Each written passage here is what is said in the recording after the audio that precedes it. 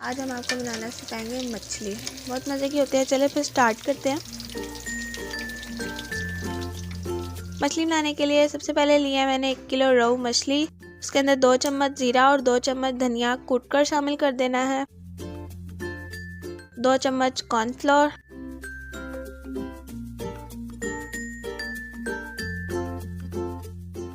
2 चम्मच कुटी लाल मिर्च,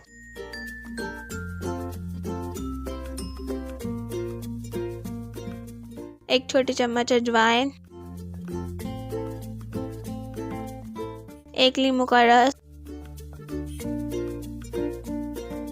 2 बड़े चम्मच सिरका।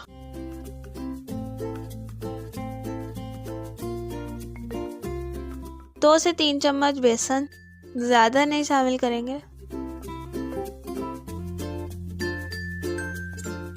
1 अदद अंडा फेंट कर मैं इसके ऊपर